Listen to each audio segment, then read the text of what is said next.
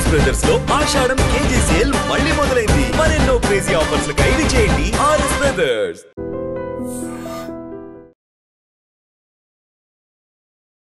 నమస్తే, welcome to I dream money matters with Anil AKV. Simplifying money, 1 episode at a time. Silent గా operation Sindoor 2.0కి ఏమైనా సన్నాహకాలు ప్రారంభమవుతున్నాయా? మన చుట్టుపక్కల ఉన్నటువంటి దేశాల పరిస్థితి ఏంటి? మనం ఎందుకని డిఫెన్స్ మెకానిజంని డెవలప్ చేసుకుంటూ ఉన్నాము?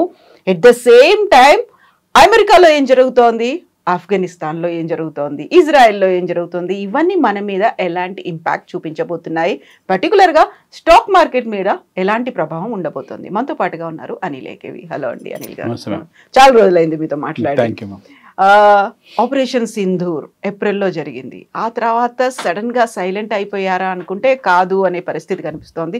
సన్నాహకాలు జరుగుతున్నాయి సైలెంట్ గానే ఆపరేషన్ సింధూర్ 2.0కి. నిజమేనా? ఆపరేషన్ 2.0 బహిరంగంగానే మనకు దాని సంసిద్ధంగా మనమున్నాము. ఎట్ ది సేమ్ టైం మన శత్రుముఖులు ఎవరైతే ఉన్నారో పక్క దేశం వాళ్ళు, వాళ్ళ ప్రాక్సీల ద్వారా వాళ్ళు కూడా ప్రిపేర్డ్గా ఉన్నారు. దీని బ్యాక్గ్రౌండ్ అంటే ఆ రోజు మన ప్రధానమంత్రి గారు చాలా స్పష్టంగా చెప్పారు, ఆపరేషన్ సింధూర్ అనేది ఆగిపోలేదు, ఇది కంటిన్యూస్ ప్రాసెస్, ఒక పాజ్ బటన్ మాత్రమే. ఆ రోజు రకరకాల మనకు వచ్చిన రిక్వెస్ట్లను దృష్టిలో పెట్టుకొని, మనకు వచ్చిన అభ్యర్థులను దృష్టిలో పెట్టుకొని మనం ఆపేం తప్పిస్తే, లేకుంటే ఈరోజు చాలా తీవ్రంగా వెళ్ళుండే వాళ్ళము. బట్ ఇది ముగిసిపోయిన అధ్యయనం కాదు. ఆపరేషన్ సింధూర్ అనేది మీరు అన్నట్టు ఒక చిన్న పాజ్ బటన్ మాత్రమే నొక్కి పెట్టాం దాన్ని. We're well prepared. At the same time మనం మన తాలూకు ఆర్టిలరీని, మన తాలూకు ఆర్మీ ప్రిపరేషన్స్ని మనం చాలా గట్టిగా చేస్తున్నాము. మన కమాండ్ అండ్ కంట్రోల్స్ ఎవరైతే ఉన్నారో వాళ్ళు చాలా వెల్ ప్రిపేర్డ్గా ఉన్నారు. పూర్తి స్థాయి సన్నద్ధంగా ఉన్నాం మనం ఆపరేషన్ సింధూర్ 2.0కు. అది ఎప్పుడు జరుగుతుంది, దాని తారీఖులు, తేదీలు, నక్షత్రాలు అంటే depends upon the resistant, so called వాళ్ళు పేరు పెట్టుకున్నారు కదా, రెసిస్టెంట్ మిలిటెంట్స్ అని చెప్పి, ద రెసిస్టెంట్ ఫ్రంట్ అని చెప్పి. వాళ్ళు నథింగ్ బట్ వాళ్ళ ప్రాక్సీలే. మళ్ళీ లష్కర్ ఏ తోయిబా, జైషే మొహమ్మద్ వాళ్ళ తాలూకు గ్రూప్సే అవి. వాళ్ళు కొత్త సాఫిస్టికేట్ పేర్లు పెట్టుకొని వచ్చారు. ప్రతిసారి పాత పేర్లే పెడితే బాగుండేది, ఎందుకంటే ఆల్రెడీ అవన్నీ కూడా బాయ్కాటెడ్ గ్రూప్స్ కాబట్టి కొత్త పేర్లు పెట్టుకొని వచ్చారు వాళ్ళు. ఆర్ దే రియల్లీ రెడీ అండి? ఎందుకంటే మొన్నే చాలా ఎఫెక్ట్ పడింది. ఇప్పటికీ ఎంత నష్టపోయారు అనేది చెప్పనప్పటికీ కూడా ఎయిర్ ఫోర్స్ బేస్లు అయితే ధ్వంసం అయిపోయాయి. నిజంగా వాళ్ళకంత కరేజ్ అనేది ఉందా, గట్స్ అనేవి ఉన్నాయి? ఇప్పుడు అండర్స్టాండ్ 2 పర్స్పెక్టివ్స్. ఇక్కడ మనం ఒక కొంచెం బ్రాడర్ పర్స్పెక్టివ్ లో మాట్లాడాలి. ముల్లా మునీర్ ఎవరైతున్నాడో, Pakistan army general, so called field marshal ఎవరైతున్నారో, his intention was very clear. అతనికి అధ్యక్షుడు కావాలనే ఉద్దేశం చాలా స్పష్టంగా ఉంది. మిగతా ఆర్మీ జనరల్స్లా కాకుండా అతని ఎక్స్టెన్షన్ కోరుకున్నాడు. అతని ఎక్స్టెన్షన్ దగ్గర కొద్దిగా వాయిదా పడింది. అందువల్ల ఇమ్రాన్ ఖాన్ తీసుకెళ్లి జైల్లో పెట్టారు. ఇది పాయింట్ 1. పాయింట్ 2 వచ్చేప్పటికి ఏంటంటే he is very clear that is a jihadi. అతని జిహాదీ మూకలకు నాయకుడు, సుప్రీం కమాండర్. ఓకే, అది చాలా sophisticated version of Osama bin Laden అనుకోండి మీరు. ఇప్పుడు ఇక్కడ జరిగేది ఏంటంటే తన ఎక్స్టెన్షన్ కోరుకోవడానికి తనకంటూ ఒక సానుభూతి రావాలి, ఒక గుర్తింపు రావాలి, పాకిస్తాన్ ప్రజల మధ్యలో తనకంటూ ఒక హీరో వర్షిప్ రావాలని చెప్పేసి అతను చాలా స్పష్టంగా, చాలా క్లియర్గా తన గ్రూప్స్, రెసిస్టెన్స్ ఫ్రంట్స్ అనే గ్రూప్స్ని పెట్టి పహల్గామ్లో దాడులు చేయించాడు. ఇందులో అనుమానం కూడా పెట్టుకోవాల్సిన అవసరం లేదు. దాన్ని మనం రిటాలియేట్ చేశాము. ఇప్పుడు అయిపోయింది. దాని తర్వాత అతనికి కావాల్సిన బేస్ ఏతుందో అతను ఏర్పరచుకున్నాడు. ఇన్ టర్మ్స్ ఆఫ్ అతని పొజిషన్ అతను పదిలపరుచుకున్నాడు. రేపో మాపో జర్దారిని తీసి పక్కన పడేసి he will become president of Pakistan. దానికి పెద్ద టైం కూడా లేదు. ఎందుకంటే అమెరికా చాలా స్పష్టంగా, అమెరికాకు పాకిస్తాన్లో అంతర్గతంగా జరుగుతున్న విషయాల పట్ల పూర్తి స్థాయి అవగాహన ఉంది కాబట్టి ట్రంప్ అతన్ని లంచ్కి ఇన్వైట్ చేశాడు. ఎందుకంటే ప్రధానమంత్రిని ఇన్వైట్ చేయలేదు, అధ్యక్షుని ఇన్వైట్ చేయలేదు, ఆసిఫ్ మునీర్ని ఇన్వైట్ చేశాడు. ఆర్మీ జనరల్ ఇన్వైట్ చేసి పిలిపించాడు, మాట్లాడారు. ఆ రోజు మన ప్రధానమంత్రిని రండి మాట్లాడదామని అంటే, మీరు మా స్థాయి వ్యక్తులు కాదని చెప్పేసి మనం లైట్ తీసుకున్నాం. అయిపోయింది అక్కడికి. దెన్ అతను కోరుకున్న సానుభూతి ఏందో అతనికి దక్కింది. పహల్గామ్ అటాక్ చేస్తే ఇండియా రిటాలియేట్ చేసింది. మనం చాలా భారీ స్థాయిలో రిటాలియేట్ చేసాం. వాళ్ళ ఎయిర్ ఫోర్స్ బేసెస్ మొత్తం కూడా కంప్లీట్గా సర్వనాశనం చేశాము. టోటల్లీ వాళ్ళని సరెండర్ చేయించాం మనం. బట్ ఈ మొత్తం ట్రాన్సాక్షన్ జరిగింది ఏంటంటే అతని హీరో వర్షిప్ వచ్చింది. వాళ్ళు అక్కడ ఏం ప్రచారం చేసుకున్నారు, మన భారతదేశం తాలూకు రాఫెల్స్ని కూల్ చేసాము, ఇక్కడ ఆర్మీని కూల్చాము, ఢిల్లీ మీద అటాక్ చేసాము, బాంబే మీద దాడులు చేసాము, ఈ స్థాయి ప్రచారం చేసుకున్నారు అక్కడ. సో ఆ ప్రచారం తాలూకు హీరో వర్షిప్ అతను కోరుకున్నట్టే అతను జరిగింది. నౌ ఈ safe, he will become president of Pakistan. ఇప్పుడు వాళ్ళకి చాప్టర్ 27 ఒకటి ఉంది, అంటే వాళ్ళు సంస్కరణ చేసుకోవచ్చు, అంటే వాళ్ళ అమెండ్మెంట్ చేసుకోవచ్చు. వాళ్ళ పాకిస్తాన్ కాన్స్టిట్యూషన్స్ని ఇస్లామిక్ రిపబ్లిక్ ఆఫ్ పాకిస్తాన్ కాన్స్టిట్యూషన్స్ని అతను మార్చేసుకొని అతను అనుగుణంగా ప్రెసిడెంట్ పాలన తెచ్చుకొని అతని కంట్రోల్లో దేశాన్ని పెట్టుకుంటాడు. ఇప్పుడు మీరు అన్న ప్రశ్న, are they well prepared for war? వాళ్ళ ప్రజలతో ఏం సంబంధం? భారతదేశంలో యుద్ధం జరిగితే ప్రజలతో సంబంధం. పాకిస్తాన్ అంటే దేశంలో ప్రజలతో ఏం సంబంధం? వాళ్ళ ప్రజలు ఏం పట్టించుకోరు. ప్రజలు ఏ గంగలు తేంది, చచ్చిపోతుంది, బ్రతుకుతుంది, వాళ్ళ సంబంధం లేదు. ఇంకోటి ఏంటంటే IMF $40 బిలియన్ బెయిల్అవుట్ ప్యాకేజ్ కూడా ప్రకటించింది. అదే అమెరికా ఒత్తిడి ద్వారానో లేకపోతే అమెరికా ప్రోద్బలం ద్వారానో వాళ్ళకి బెయిల్అవుట్ ప్యాకేజ్ ప్రకటించింది. అమెరికా ఉద్దేశం భారతదేశంతో యుద్ధం చేయమనో లేకపోతే కాలు దూమనే కాదు, క్లియర్గా చైనాతో కౌంటర్ డిఫెండ్ చేసుకోవడం కోసం చైనాకు పాకిస్తాన్ మధ్యలో ఒక ఒప్పందం ఉంది, CPAC అని చెప్పి, చైనా ఎకనామిక్ పాకిస్తాన్ కారిడార్ ఒకటి. ఆ కారిడార్ని డిఫెండ్ చేయడం, ఆ కారిడార్ని ఆపడము లేకపోతే చైనాని ఏషియా పసిఫిక్ రీజియన్లో కంట్రోల్ చేయడం కోసము పాకిస్తాన్ తయారీ చేస్తుంది. Pakistan is a machinery country, Pakistan is a machinery army, అదొక ప్రైవేటు అల్లరిముక్క లాంటిది అనమాట. సో ఎవరు డబ్బులు ఇస్తే వాళ్ళ కోసం పనిచేస్తారు వాళ్ళు. వాళ్ళు ఆ డబ్బులు తీసుకున్నారు. ఆ డబ్బులతో ఇప్పుడు ఈ ఇంతకాలం లాస్లో ఉన్న పాకిస్తాన్ బడ్జెట్ ఇప్పుడు +2 బిలియన్లోకి వచ్చారు మొదటిసారి జీవితంలో. So they are in terms of అక్కడ world bank support, America support ఉంది కాబట్టి financially they are okay. But మనతో యుద్ధం చేసి తట్టుకునేంత శక్తి వాళ్ళకి లేదు. వారం 10 రోజుల కానీ ఎక్కువ యుద్ధం చేయలేరు. ఎందుకంటే one war will cost about 20-30 billion. మన జరిగిన యుద్ధం $20 బిలియన్ ఖర్చు అయింది. మనం తట్టుకోగలుగుతాం, వాళ్ళు తట్టుకోలేరు. సో ఇప్పుడు వాళ్లకు కావాల్సింది ఏంటి? అతని స్థానాన్ని అతను పదిలపరుచుకోవాలనుకున్న ప్రతిసారి కూడా దేశం మీద, భారతదేశమే దాడులు చేయాలి ఏదో రకంగా. సో మనకుండే ఇంటెలిజెన్స్ రిపోర్ట్ మనకుంది. వాళ్ళ మూవ్మెంట్స్ ఎలా ఉన్నాయి, వాళ్ళు ఎలా మూవ్ అవుతున్నారు, వాళ్ళ టెర్రరిస్ట్ క్యాంప్స్ ఎక్కడెక్కడ పెడుతున్నారు అనేది, పాకిస్తాన్ ఆక్యుపైడ్ కాశ్మీర్లో ఏం జరుగుతుందనే విషయంలో మనకు ఫుల్ క్లారిటీ ఉంది. మననే అజర్ మసూద్ వాడు కూడా అక్కడక్కడ తిరుగుతున్నాడని, విత్ ఆల్మోస్ట్ 1000 కిలోమీటర్ రేంజ్లో ఉన్నాడని చెప్పేసి మనకు ఇన్ఫర్మేషన్ ఉంది. సో ఎప్పుడు జరుగుతుంది తారీఖులు ఇవన్నీ మనకు తెలియదు, బట్ జరుగుతుంది. ఇక్కడ ఈ 2 నెలలు 3 నెలల కాలంలో ఎప్పుడైనా సరే మళ్ళీ ఒక దాడి జరగవచ్చు. మనం కూడా అప్రమత్తంగానే ఉన్నాం. ఎట్ ది సేమ్ టైం దాడి జరిగిన తర్వాత మనం కూడా మళ్ళీ మొన్నటి స్థాయిలోనే మళ్ళీ రిటాలియేట్ చేస్తాం. ఈ వారంలోనే లష్కర్ ఏ తోయిబాకి ప్రాక్సీ గ్రూప్ గా ఉన్న ద రెసిస్టెంట్ ఫ్రంట్ ని గ్లోబల్ టెర్రరిస్ట్ గ్రూప్ గా అమెరికా అనౌన్స్ చేసింది. అంటే అక్కడ ఏం జరుగుతోంది అనేది మాకు తెలుసు. ద రెసిస్టెంట్ ఫ్రంట్ మన మీద ఎలా అటాక్ చేస్తోంది అనేది కూడా మేము గుర్తించాము అనుకున్నప్పుడు అదేమన్నా ఇంపాక్ట్ చూపిస్తుందా పాకిస్తాన్ మీద?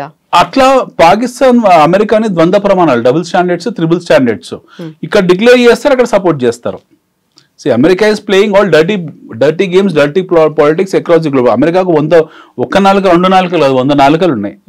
అమెరికా CA ఒక మాట చెప్తుంది, అమెరికా ఫారెన్ సెక్రటరీ ఒక మాట చెప్తారు, అమెరికా అధ్యక్షుడు ఒక మాట చెప్తాడు, అమెరికా వైస్ ప్రెసిడెంట్ ఒక మాట చెప్తారు. వాళ్ళ మధ్యలో వాళ్ళకి ప్రాపర్ కోఆర్డినేషన్ ఉంటుంది. ఏ డిపార్ట్మెంట్ ఆ డిపార్ట్మెంట్ ఇండిపెండెంట్గా పనిచేసి వాళ్ళ ఒపీనియన్ ఫామ్ చేసుకుని దాన్ని రిలీజ్ చేస్తారు, క్లాసిఫై చేస్తారు.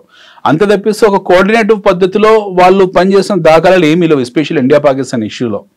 సో ఒకవైపు పాకిస్తాన్కు ఫైనాన్షియల్ సపోర్ట్ చేస్తున్నారు, అంటే IMF ద్వారా బెయిల్అవుట్ ప్యాకేజీలు ఇస్తూ పాకిస్తాన్ కూడా డైరెక్ట్గా, అమెరికా కూడా డైరెక్ట్గా సపోర్ట్ చేస్తుంది చాలా విషయాల్లో. ఇంకోవైపు రెసిస్టెన్స్ ఫ్రంట్ తీవ్రవాద ఉగ్రవాద ఉమ్ముగా గుర్తించామని చెప్పి అంటారు. ఇలా అన్న వాళ్ళు ఆర్థికపరమైన సపోర్ట్ చేయకూడదు. They are not suppose to do any kind of financial help, but they are doing it. So America ఇక్కడ ఈ పాయింట్ ఆఫ్ వ్యూలో మనకి ఇమ్మెటీరియల్. అమెరికా ఏం సపోర్ట్ చేస్తుంది, ఏం చేస్తుంది, ఏందనేది మనకు అవసరం లేదు. అమెరికా గురించి మనకి ఏం సంబంధం లేదు. But when it comes to our internal security, మన అంతర్గత భద్రత విషయాలు మనం కాంప్రమైజ్ కాము. ఇప్పుడు మళ్ళీ ఇంకొక దాడి ఇలాంటి వాళ్ళు ఏమైనా ప్లాన్ చేసి ఒకవేళ చేస్తే మనం ఊరుకోము. ఈసారి ఇంకా తీవ్ర స్థాయిలో చేస్తాం. బహుశా ఈసారి డైరెక్ట్ లాహోర్ మీద, కరాచీ మీద అటాక్ చేయొచ్చు. మొదటిసారి మిస్ అయిపోయారు వాళ్ళు. మొదటిసారి కొన్ని ప్రాంతాల్లోకి అయింది. రావల్పిండి దగ్గర ఉన్న మిలిటరీ బేస్, ఆర్మీ బేస్ వరకు వెళ్తాం. ఈసారి పూర్తిగా వెళ్ళిపోతాం. ఈసారి we'll go much deeper inside. వాళ్ళ దగ్గర ఆ స్థాయి వెపనరీ కూడా ఏమీ లేదు. ICBMs ఉండొచ్చు, కానీ వాళ్ళ దగ్గర మన మీద ప్రయోగిస్తే ఇంటర్సెప్ట్ చేసే శక్తి మనకుంది. we will collapse them complete గా. ఇప్పుడు కొత్తగా పాకిస్తాన్ నష్టపోయేది ఏమీ లేదు. Already it is a sunk city, complete గా మునిగిపోయిన దేశం అది. సో కొత్తగా నష్టపోయేది ఏం లేదు, నష్టం మనకు జరుగుతుంది. సో నష్ట నివారణ చర్యగా మనం అక్కడెక్కడ అనుమానాస్పద స్థితిలో తిరుగుతున్న వాళ్ళని, లేకపోతే అనుమానాస్పద స్థితి క్యాంప్స్ మనం లేపేసుకుంటూ పోతున్నామో అవన్నీ మనం ప్రతిరోజు చెప్పాల్సిన అవసరం లేదు. But if at all Pakistan comes again in a nutshell మళ్ళీ చీకటి యుద్ధం చేస్తే మటుకు definitely it will be open war. మొన్నట్లాగా సర్జికల్ స్ట్రైక్ మొన్నటిదాకా ప్రెసిషన్ స్ట్రైక్స్ అంటే ఏముండే it will be complete open war. మనం డైరెక్ట్ ఓపెన్ వార్ లో దిగిపోతాం. మనం we will go much deeper inside. ఎందుకంటే పాకిస్తాన్కి ఒకవైపు అక్కడ తహరీకే తాలిబాన్ పాకిస్తాన్ కూడా ఇబ్బందులు ఉన్నాయి. బలూచిస్తాన్లో రోజు గొడవలు జరుగుతూనే ఉన్నాయి. ఇంకోవైపు ఖైబర్ పస్తుల్లో అక్కడ గొడవలు జరుగుతూనే ఉన్నాయి. ఇన్ని జరుగుతున్నా సరే వాళ్ళకు బుద్ధి జ్ఞానం లేకుండా ఆసిఫ్ మునీర్ ఎవడవుతున్నాడో వాడి పదవిని కొనసాగించుకోవడానికి వాని పదవిని స్థిరత్వం చేసుకోవడానికి ఆడుతున్న డ్రామాలు ఇవన్నీ కూడా then they will face. Now when it comes to అమెరికాని మనం లెక్కలో తీసుకునే అవసరం లేదు. ఎందుకంటే అమెరికా వాళ్ళ సిఐఏ వాళ్ళ డీప్ స్టేట్ ఎలా పనిచేస్తుందో అమెరికన్ అధ్యక్షుడు కూడా తెలియదు. బెస్ట్ ఉదాహరణ ఈ వాస్ టాకింగ్ అబౌట్ మాగా మన దాకా మేక్ అమెరికా గ్రేట్ అనుకుంటూ ఇష్టంనట్టు ప్రవర్తించుకుంటూ సున్నాలో ఇష్టంనట్టు సుంకాలు ఒక 0 ఈ went up to level 500%. Russia మీద 500% సుంకం. అసలు రష్యాకి అమెరికా ఏం ట్రేడ్ ఉందని చెప్పి 500% సుంకం విధించడానికి చివరికి EU జోన్ ఈవెన్ యూరోపియన్ సమాఖ్య కూడా భారతదేశం మీద మనకు రష్యాకు ట్రేడ్ జరుగుతుందని చెప్పి మన మీద సుంకాలు విధిస్తామని బెదిరించారు. మళ్ళీ ఒకవైపు వాళ్ళ దగ్గర నుంచి పెట్రోల్ కొనుక్కుంటారు. చూడండి డబుల్ స్టాండర్డ్ చూడండి. ఒకవైపు EU వచ్చి దొంగతనంగా రష్యా నుంచి చమురు కొంటుంది, మళ్ళీ మనం బహిరంగ మార్కెట్లో కొంటున్నామని చెప్పి మన మీద ఆక్షేపణ విధిస్తారు. సో ఈ పిరంగిగాలు ఎవరైతే ఉన్నారో రాట్స్ ఎవరైతే ఉన్నారో వీళ్ళ ప్రవర్తన ఇట్లే ఉంటుంది. చాలా కచ్చిరి బిచ్చిరి గందరగోళం ఉంటుంది. వీళ్ళు హార్డ్ కోర్ స్వార్థపరులు. సో వీళ్ళని మనం పట్టించుకునే అవసరం లేదు. మనము ఆర్థిక శక్తిగా సైనిక శక్తిగా ఎదుగుతున్న కొద్దీ మన మీద ఆంక్షలు విధిస్తూనే ఉంటారు. మన రకరకాల ఇబ్బందులు గురి చేస్తూనే ఉంటారు. అట్లని చెప్పి మనం ఆగకూడదు. ఆవుతూ మనం వాళ్ళ బానిసత్వం చేయాల్సి ఉంటుంది. We have to move forward to control. ఇప్పుడు అమెరికా పరిస్థితి అంత క్షేమంగా ఏమీ లేదు. America has got 1000 internal problems. MAGA అని చెప్పి దాన్ని మాగా చేసేసారు టోటల్లీ. ఇప్పుడు అది బీన్ మొత్తం పులిసిపోయింది అది కంప్లీట్గా. అమెరికాలో జరుగుతున్న కార్పొరేట్ డిస్సాటిస్ఫాక్షన్ డిసెంట్ అవుతుంది, అది పతాక స్థాయిలో ఉంది. వరల్డ్ బ్యాంక్ కూడా చాలా క్లియర్గా హెచ్చరించింది. 2.8 ప్రపంచ ఆర్థిక పురోగతిని వాళ్ళు దాన్ని డౌన్ గ్రేడ్ చేసి 2.2 దగ్గర ఆగిపోతుంది ఆయన అని చెప్పారు. The only country in the world which is expected to grow at the rate of 7-8% is India. Not China, not America, not Britain. There is no other country on this planet which is able to grow at the speed of India. So డెఫినెట్గా మేము Aedes వస్తూ ఉంటారు మన మీద ఎప్పుడు ఏడుపులు ఉంటూనే ఉంటాయి వాళ్ళకు. అండ్ మనం ఇంకోటి ఏంటంటే కౌంటర్ బ్యాలెన్స్ చాలా క్లియర్గా ప్లే చేస్తున్నాము. మనం ఇరాన్తో సఖ్యంగా ఉంటాం, ఇరాక్తో సఖ్యంగా ఉంటాం, ఇజ్రాయెల్తో బాగానే ఉంటాము, అందరితో బాగానే ఉంటాం. మనతో వీళ్ళు బాగుంటారు తప్పిస్తే మనం బాగుంటాం అందరితో. మన ద్వైపాక్షిక సంబంధాలు చాలా బలంగా ఉన్నాయి, మనకు వచ్చే నష్టం ఏమీ లేదు.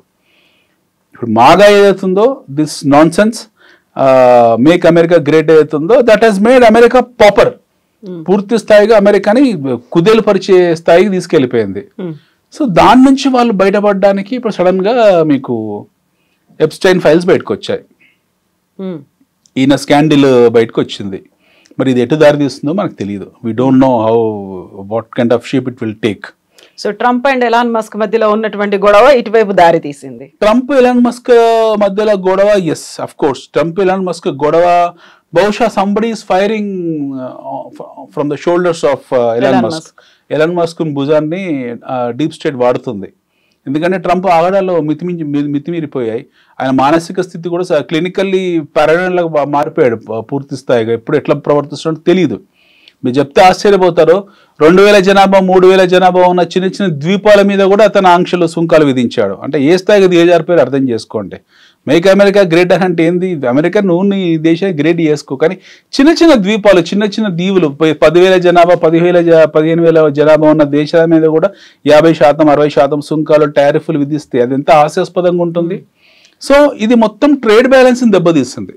పూర్తి స్థాయిగా అమెరికన్ ట్రేడ్ బ్యాలెన్స్ దెబ్బతీస్తుంది. అమెరికాని దీర్ఘకాలిక రెసిషన్లోకి తీసుకెళ్లే పరిస్థితి సృష్టించింది. అంటే అమెరికాలో ఎప్పుడు దీర్ఘస్థాయి రెసిషన్ వచ్చినా సరే అంటే there are 2 kinds of recessions. ఒకటి తాత్కాలికంగా ఉంటుంది, అంటే 2 years 3 years ఉంటుంది. సపరేట్ క్రైసిస్ ఉంది. ఫర్ ఎగ్జాంపుల్ తాత్కాలిక రెసిషన్ అది 2008లో వచ్చింది, 2 సంవత్సరాలు వెళ్ళిపోయింది అది. బట్ రెసిషన్ కనుక దీర్ఘస్థాయిగా వెళ్ళిపోయింది అనుకోండి, if it continues for 3 years 4 years that will lead to depression. ఒకప్పుడు గ్రేట్ అమెరికన్ డిప్రెషన్ వచ్చింది ఒకనొక టైంలో. అలాంటి డిప్రెషన్స్ వచ్చే ఛాన్సెస్ ఉంటాయి. ఎందుకంటే మీ ట్రేడ్ బ్యాలెన్సెస్ని మొత్తము పారీ చేసుకుని ఇబ్బంది క్రియేట్ చేసుకుని మీ బుక్స్ని మీ బ్యాలెన్సెస్ని దెబ్బ తీసుకుంటే that will create such a long hall impact that your country will get in to depression. దీన్ని ముందే ఊహించారు చాలా మంది. సో ట్రంప్ని కాళ్ళకు ముందు కాళ్ళ బంధనాలు వేయాలన్నా, అతన్ని కంట్రోల్ చేయాలన్నా he has to get stop somewhere. ఏదో ఒక చోట ఫుల్ స్టాప్ ఉండాలి. దానికి బహుశా ఇది బయటకు వచ్చిందేమో, ఈ లోలిటా ఎక్స్ప్రెస్ వివాదం బయటకు వచ్చిందేమో. ఇది ఎప్పటిదో పాతది, ఇది ఈరోజు కొత్త జరగలేదు. It's very old story. ఎప్పటి నుంచో ఉంది ఇది లోలిటా ఎక్స్ప్రెస్ది. ఆ చిన్న చిన్న దీవుల్లోకి మైనర్ బాలికల్ని, చిన్న ఆడపిల్లల్ని తీసుకెళ్ళి వాళ్ళు ప్రాస్టిట్యూషన్ చేయించేవాళ్ళు. అందులో పెద్ద పెద్ద వ్యాపారవేత్తలు ఇన్వాల్వ్ అయ్యారు. అందులో ఎట్లా కలర్ఫుల్ లైఫ్ కాబట్టి ఈయన ఎట్లా పోతూనే ఉంటాడు అలాంటి వాటికి. సో ఈ ధనిక విట్టులందరూ కూడా, ముసలి ధనిక విట్టులందరూ కూడా చిన్న మైనర్ బాలికలతో వాళ్ళు ఉన్నారన్న విషయము ప్రపంచానికి తెలుసు. ఈ ఫైల్స్, ఎప్స్టైన్ ఫైల్స్ ఏవైతుందో ఇది ప్రపంచం తెలుసు. ఇప్పుడు సడన్గా మళ్ళీ బయటకు వచ్చింది. ఆ లోలిటా ఎక్స్ప్రెస్ విమానం తాలూకు ఇన్ఫర్మేషన్ అంతా బయటకు వచ్చింది. ట్రంప్ బాంబే, ఎలన్ మాస్క్ కి బాంబే వేసాడని అంటున్నారు. We don't know who has involved in this. Anybody can involve. American అధ్యక్షుల మీద ఎప్పుడు కూడా ఒక వివాదం ఉంటుంది. అమెరికన్ అధ్యక్షులను ఎప్పుడు మొసాద్ కంట్రోల్ చేస్తుంది, వాళ్ళని తొక్కి పెడతారు. వాళ్ళ వ్యక్తిగత లాస్ట్ కూడా చర్చించాం మనం. ఈయన మోనికా లూయిస్ కి ఇష్యూ బయటికి రావడానికి కారణం మొసాదే. ఈయన ఒప్పుకోలేదు. మొసాద్ ఇజ్రాయెల్ స్పై ఏజెన్సీ అవుతుందో వాళ్ళ అమెరికన్ ప్రెసిడెంట్లని పూర్తి క్షుణ్ణంగా స్కాన్ చేసి వాళ్ళ వ్యక్తిగత జీవితాల తాలూకు ప్రతి ఇన్ఫర్మేషన్ వాళ్ళ దగ్గర పెట్టుకొని వాళ్ళకు అనుగుణంగా మార్చుకొని వాళ్ళ అవసరాలు తగ్గట్టు అమెరికా అధ్యక్షులు ప్రవర్తించాలి. ఏమాత్రం అటు ఇటు తేడా వచ్చినా సరే వాళ్ళ తాలూకు స్కాండల్స్ బయట పెడతారు. మోనికా లూయిస్ కి ఇష్యూ కూడా గతంలో అలాగే బయటకు వచ్చింది, బిల్ క్లింటన్ది. సో ఇప్పుడు సడన్ గా ఇది రావడానికి కారణము కేజీబీ రష్యా ఉందా తెలియదు, లేదా మొసాద్ ఉందా తెలియదు, కానీ మొత్తాన్ని బయటకు వచ్చింది. Someone he's fired on from the shoulders of Elon mask.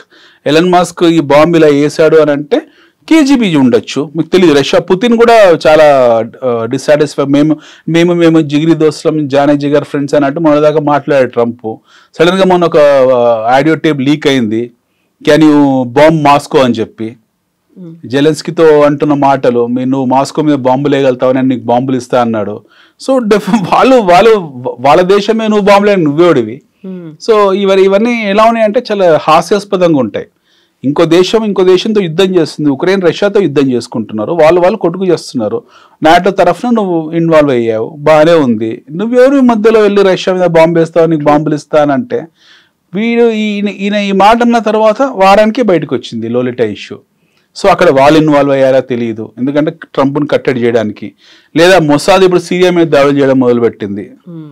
అది గ్రేటర్ ఇజ్రాయెల్ దృష్టిలో పెట్టుకొని చేస్తున్నారా, లేకపోతే జోర్డాన్లో కొంచెం సిరియాలో కొద్ది భాగం తీసుకోవాలని చూస్తున్నారా, లేక వెస్ట్ బ్యాంక్, గాజా మొత్తం అయిపోయిన స్టోరీ, ఇంకా వెస్ట్ బ్యాంక్ని ఆక్యుపై చేసుకొని చూస్తున్నారా అనేది తెలియదు. We don't know what is in the mind of Israel. So Israel మన మనసులో ఏముందన్న విషయం మనకు చివరి కూడా తెలియదు. వాళ్ళ గ్రాండ్ స్కీమ్ ఆఫ్ ఆపరేషన్స్లో ట్రంప్ ఏమైనా బలైపోయాడా తెలియదు. ఎందుకంటే మనల్ని కట్టడి చేయాలంటే ఏదో రకంగా చేయాలి. So it is not just MAGA, there are lot of geo political issues involved around. ఒకటి, మనం ఇందాక అనుకున్నట్టు ఈయన అధిక పన్నులు విధించేసి పిచ్చి చేస్తున్నాడు కాబట్టి ఇతన్ని కంట్రోల్ చేయడానికి ఏదో ఒక శక్తి, అదృశ్య శక్తి ఇది వదిలి ఆయన బ్లాక్మెయిల్ చేసి భయపెట్టే ప్రయత్నం చేస్తుంది. ఒకటి. రెండోది, గ్రేటర్ ఇజ్రాయెల్ పర్స్పెక్టివ్లో మొసాద్ బహుశా ఇది బయటికి తీసుకురావచ్చు. నా వ్యక్తిగత అభిప్రాయాలు నేను చెప్తున్నాను, తీసుకురావచ్చు దీన్ని. So that he will not involve much here in this. ఎందుకంటే సడన్ గా వాళ్ళు వెళ్ళి ద్రూస్ గ్రూప్, ప్రపంచంలో చాలా చిన్న గ్రూప్ ద్రూస్ గ్రూప్ లో మీకు సిరియాలో ఉంది 5 లక్షల మంది. వాళ్ళ మీద సిరియా దాడులు చేస్తుంది అని చెప్పేసి వాళ్ళకి సపోర్ట్ చేస్తున్నామని చెప్పి వీళ్ళు డమస్కస్ మీద దాడులు చేసింది ఇజ్రాయెల్ 3-4 రోజుల క్రితం. అది కూడా చాలా భీకరమైన దాడులు చేస్తుంది. సో ఇజ్రాయెల్ ఎక్స్పాన్షన్ ప్లాన్ లో ఉందా, వాళ్ళ డిస్ట్రిబ్యూషన్ నెట్వర్క్ అనేది in terms of geographical distribution అనేది గాజా నుంచి వెస్ట్ బ్యాంక్ షిఫ్ట్ అవుతుందా, లేదా కొద్ది ప్రాంతం మీకు సిరియాలో ఆక్యుపై చేసుకోబోతున్నారా? ఓకే, ఎందుకంటే జూడియా అనేది చాలా పెద్ద ప్రాంతం, అంటే గ్రేటర్ ఇజ్రాయెల్లో జూడియా అనేది చాలా పెద్ద భాగం, అందులో కొద్దిగా సిరియా కూడా ఉంటుంది. అక్కడ వరకు వెళ్తున్నారా వీళ్ళు, అది మనకు తెలియదు.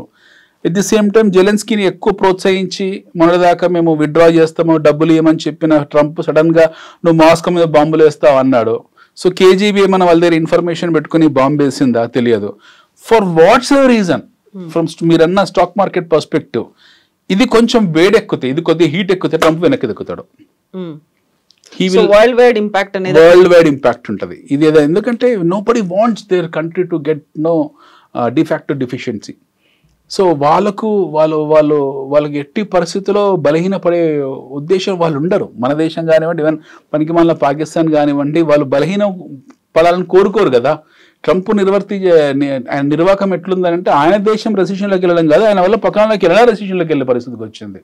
సో బ్రెజిల్ ఆల్రెడీ సఫర్ అవుతుంది, కింద అర్జెంటీనా సఫర్ అవుతుంది, కొలంబియా, పెరు, పరగ్వే, చైలీ, అసలు ఎట్లాంటి దేశాలు ఇవన్నీ సఫర్ అవుతున్నాయి పూర్తి స్థాయి. లాటిన్ అమెరికన్ కంట్రీస్, ఫ్రాన్స్కి వాళ్ళకి చెడింది, ఇటలీకి వాళ్ళకి చెడింది, జర్మనీకి వాళ్ళకి చెడింది, ఆస్ట్రేలియాకి వాళ్ళకి చెడింది. మొత్తమైన వైలెట్ రిలేషన్షిప్స్ అన్ని కూడా చెడిపోయి, ఏదో వాళ్ళ దగ్గర బలమైన ఆయుధాలు ఉన్నాయి కాబట్టి ఈ మాత్రం భయపడుతున్నారు, లేకపోతే వాడు పట్టించుకోరు. So he has brought that country to a stage where he is limited America to have a lunch on with Mulla Munir. America స్థాయి ఎక్కడ దిగిపోయిందని అంటే ఎలిజబెత్ రాణితో లేకపోతే కింగ్ చార్లెస్తో కూర్చునే అమెరికన్ ప్రెసిడెంట్లు ఆసిఫ్ మునీర్తో కూర్చొని భోజనాలు చేస్తున్నారు. ఆ స్థాయికి వచ్చేసారు వాళ్ళు. Let's understand they have no deprived to that pathetic condition.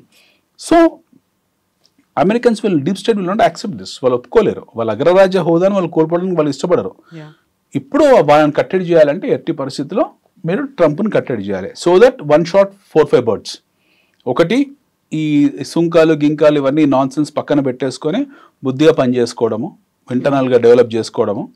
రెండోది, ఈ యుక్రెయిన్ ఇలాంటి విషయాల్లో ఎక్కువ ఇన్వాల్వ్ అయిపోయి విచ్చల డబ్బులు ఖర్చు పెట్టి మాస్కో మీద బాంబులు వేస్తా, పిట్స్బర్గ్ మీద బాంబులు వేస్తా, ఓల్గా నదిని ఎండబెడతా, ఇవన్నీ ఆపేసుకోవాలి.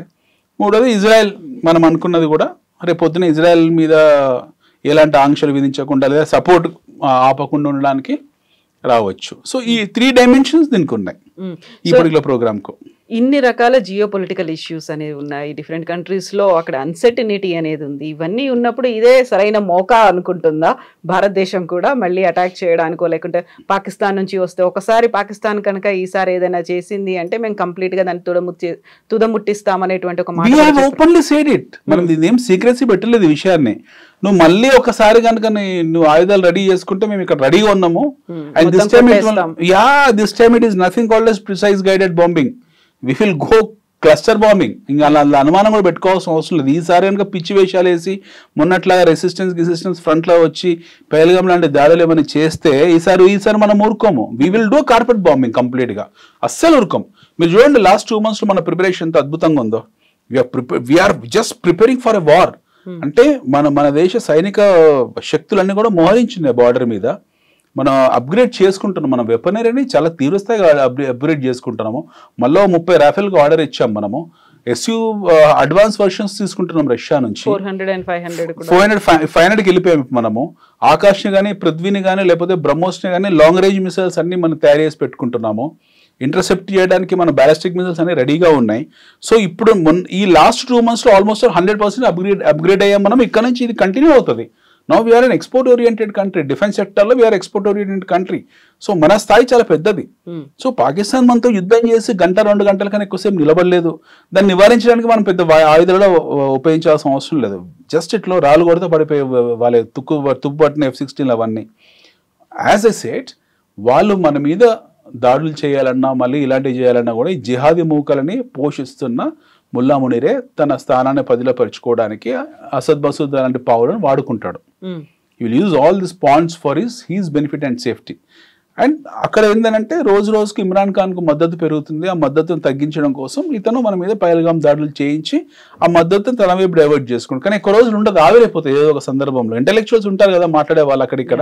సో వాళ్ళు వైడ్ స్ప్రెడ్గా బయటకు వచ్చి మాట్లాడినప్పుడు పబ్లిక్లో కూడా అవేర్నెస్ పెరుగుతుంది. ఏదో జరిగింది మా చుట్టూ, ఏదో వచ్చి పన్నారని చెప్పి. ఈ మొత్తంలో పాకిస్తాన్ పేద ప్రజలు అమాయకులు.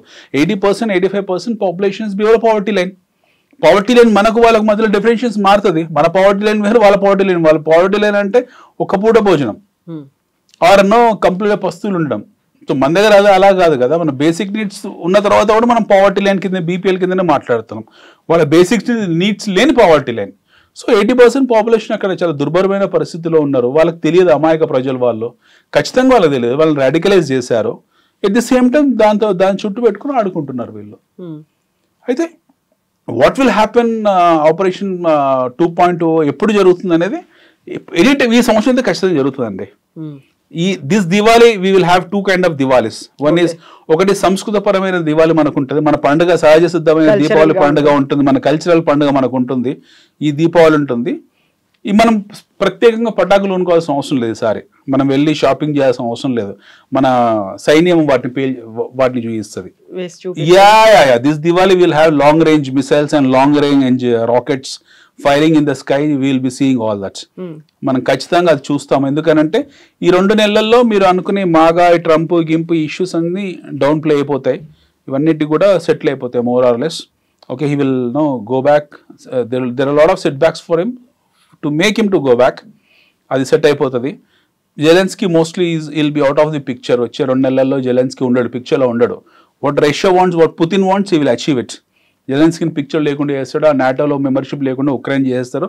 You has to go back. ఇక మిగిలింది ఏంటి? ఇజ్రాయెల్. దాన్ని ఎవరు కంట్రోల్ చేయలేరు. ఎందుకంటే యాజ్ వి సైడ్ వాళ్ళ సూత్రధారి అన్నిటి వెనుక వాళ్ళు ఉంటారు కాబట్టి వాళ్ళ గ్రాండ్ స్కీమ్ ఆఫ్ ఆపరేషన్స్లో ఏముందో మనకు కూడా తెలియదు. But very good point, we are good friends to them. So intelligence షేరింగ్లో కానివ్వండి, లేకపోతే కల్చరల్ షేరింగ్లో కానివ్వండి, లేకపోతే in terms of emotional sharing కానివ్వండి, మనకి వాళ్ళతో గొప్ప బాండేజ్ ఉంది. Iran almost is a gone case అయిపోయింది. ఇరాన్ గురించి ప్రత్యేకంగా చర్చించాల్సిన అవసరం లేదు. హౌతీలో మనం అనుకున్న యమన్లో అది కూడా ఆల్మోస్ట్ అయిపోయింది. ఇప్పుడు మిగిలింది ఏంటంటే ఇప్పుడు latest hot topic Trump withdrawal. అంటే సుంకాల నుంచి ఆయన బ్యాక్ స్టెప్ వేసుకొని సైలెంట్గా ఉండడం, ఈ పారానాయిడ్ యాక్టివిటీస్ నుంచి, పారానార్మల్ యాక్టివిటీస్ నుంచి ఆయన నార్మల్ కావడం, ఆయన పిశాచిలాగా ప్రవర్తించకుండా మనిషిలాగా ప్రవర్తిస్తే ప్రపంచం కానీ ఆయన దేశం కానీ సుఖశాంతులతో వరదిల్తుంది. లేకపోతే ఇబ్బందులకు ఆయన్నే వస్తాడు. మనకు వచ్చేది ఏమీ లేదు. మన దగ్గర as we said, as we discussed, Operation 2 it will happen. Operation Sindoor 2 Part 2 అనేది భారీ స్థాయిలో ఉంటుంది, ఖచ్చితంగా జరుగుతుంది, అలా అనుమానం లేదు. మనకి ఆపరేషన్ సింధూర్ జరిగినప్పుడే బోల్డ్ అన్ని డిఫరెంట్ వర్షన్స్ అనేవి వినిపించాయి. ఆ తర్వాత మనకి ఎంత నష్టం జరిగిందో అది ఇంకా వివరాలే వెల్లడించలేదు అనుకున్నప్పుడు ఆర్ వి ప్రిపేర్డ్? మనకి ఇక్కడ ఉన్నటువంటి డిఫరెంట్ సెక్టార్స్ అందరూ కూడా దానికోసం వెల్కమ్ చేస్తారా, లేకుంటే we will welcome, we are well prepared. As a country, we are well prepared. As a citizen, we are also well prepared. మనకు వచ్చే నష్టం ఏమీ లేదు. We are a cash rich country.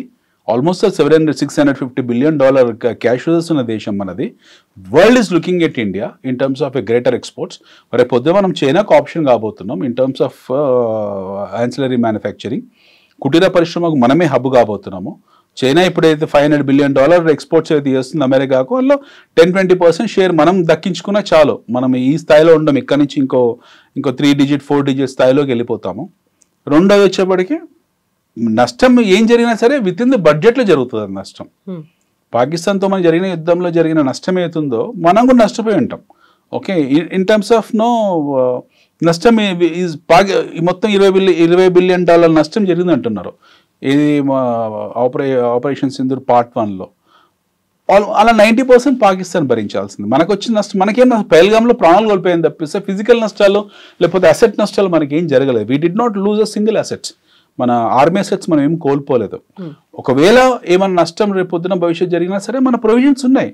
Almost $80-90 billion budget మనది, రక్షణ శాఖ budget. అందులోంచి 5%, 6% మనం ఇట్లాంటి యుద్ధాలకు ప్రొవిజన్ పెట్టుకుంటాం. మనకు వచ్చే నష్టం లేదు, నష్టం పాకిస్తాన్కు. So we're well prepared for it. We don't have any problem. And as we discussed మనకు వచ్చే దాని గురించి అసలు అది చాలా ఇమ్మెటీరియల్ థింగ్ అది. సో ఎమర్జింగ్ నేషన్ కాదు, we're almost developed nation in terms of our reserve. Developed nation అంటే మళ్ళీ రోడ్లు బిల్డింగ్లు అని కాదు. There are multiple factors which will define it. We are more or less a developed nation. India is no more an emerging country. India is no more an emerging market. We are more or less a developed nation, more or less a emerging strong country in all factors. మనం దేనికి వెళ్ళాల్సిన అవసరం లేదు. మన stock markets కూడా చిన్న చిన్న corrections వస్తాయి. పహల్గామ్ దాడి జరిగింది, ఏం జరిగింది? 2 రోజులు పడింది, 3వ రోజు పాజిటివ్ వెళ్ళిపోయింది. ఇరాన్ ఇజ్రాయెల్ దాడి చేసింది, ఏం జరిగింది? అదే రోజు Israel market life time high కొట్టింది. ఇరాన్ వచ్చి ఒక రాత్రి 300 బాంబులు వేస్తే తెల్లారి అది ఏ స్టాక్ మార్కెట్ మీద బాంబులు పడ్డాయి, అదే stock market Israel stock market life time high కొట్టింది. That's how market function. Market ప్రతి దాంట్లో ఆపర్చునిటీ తీసుకుంటుంది. ఆపరేషన్ సింధూర్లో ఒక కొత్త ఇండస్ట్రీ ప్రపంచం గుర్తించింది భారతదేశం. That is defence sector. భారతదేశం డిఫెన్స్ సెక్టర్ అంతవరకు డార్క్ హార్స్. ఎవరు దాన్ని గుర్తించలేదు. సడన్ గుర్తించారు అఫ్ కోర్స్, బట్ ఇంత పెద్ద ఎక్స్పోర్ట్ ఓరియంటెడ్ ఇండస్ట్రీ కింద మారిపోతుందని ఎవరు అనుకోలేదు. దాని తర్వాత ఏం జరిగింది, ఆపరేషన్ సింధూర్ తర్వాత మన డిఫెన్స్ సెక్టర్ అసలు అద్దొదుపు లేకుండా పరిగెత్తుకుంటూ వెళ్ళింది. So tomorrow we don't know which industry will come. రేపు పొద్దున మాకు తెలియదు, డ్రోన్ ఇండస్ట్రీ రావచ్చు, లేకపోతే ఆర్టిఫిషియల్ ఇంటెలిజెన్స్ ఇండస్ట్రీ రావచ్చు, వార్ మెకానిజంలో కొత్త మెథడ్స్ రావచ్చు, we don't know. So let's see, let's wait and see. Let's welcome operation Sindoor part 2. దాన్ని వెల్కమ్ చేద్దాం. అందులోంచి కొత్త ఇండస్ట్రీ వస్తుంది, కొత్త అది ప్రగతికారకం అవుతుంది. భారతదేశం మీద ఎవడు ఎప్పుడు దాడి చేస్తుంది మనకే ఉపయోగపడ్డది తప్పిస్తే మనం ఏం నష్టపోలేదు అందులో. So everyone is all set అంతేనా ఇంకా? Yeah, thank you so much. Thank you ma'am. Thank you అండి, థ్యాంక్ యూ అనిల్ గారు, థ్యాంక్ యూ.